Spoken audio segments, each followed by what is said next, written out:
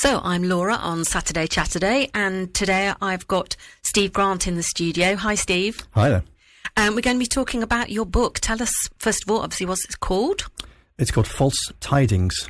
And how did you come up with that, and why did you decide to write it? The name came about back in the pandemic when we were being beset by all kinds of fake news. And my brain works this way. It basically imagined what fake news would be in Shakespearean language, and I came up with false tidings. Wow, okay, I get it, yes. So what was it, with lots of different genres, aren't there, of books? What's the synopsis? What would you give your, if someone was looking to buy a book, what would be the top things you'd be saying about yours that might interest them? It's a real mixture of different elements. It doesn't fit into any one genre very easily. So it is fantasy, but I've heard people say it's fantasy for people that don't like fantasy, for example. Interesting. So it's very light and a little bit tongue-in-cheek. There's a romance in there. So the character basically falls in love and goes through all that. There's a hell of a lot of history. So we'll come on to a little bit about the research I did, but it's got a lot of historic references. And then finally, it's humorous. So it's told with tongue-in-cheek and a fair number of, not really gags, but a bit of Shakespearean pun in there, or no, there's a fair number of puns. I mean, most of the humour is situational, as opposed to telling jokes. I couldn't write a joke book to save my life, but I can write a wry situation. I've got you sort of weave it into the story. Yeah.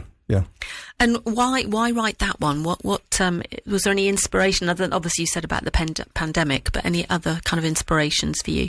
I've had a lifelong love of the work of Terry Pratchett, so that's very tongue-in-cheek fantasy, very ironic. So that was sort of a guiding light, but I didn't want to sound like him. It's pointless trying to write his books. But it came about because out of my writing, my learning Italian. I was learning the Italian language, and one of the things you need to do when you're learning a language is to write down stuff and give it to Italian speakers or native speakers to tell you where you're getting it wrong, so correct your grammar.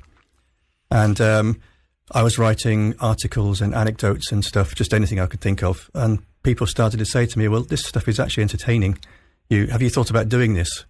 And I said, what do you mean doing this? I'm doing it now. No, writing, as in books. And it never crossed my mind in my whole life. Oh, wow. I'd always imagined that the people who write novels are some kind of superhuman that can conceive of 80,000 plus words and make them all coherent and meaningful.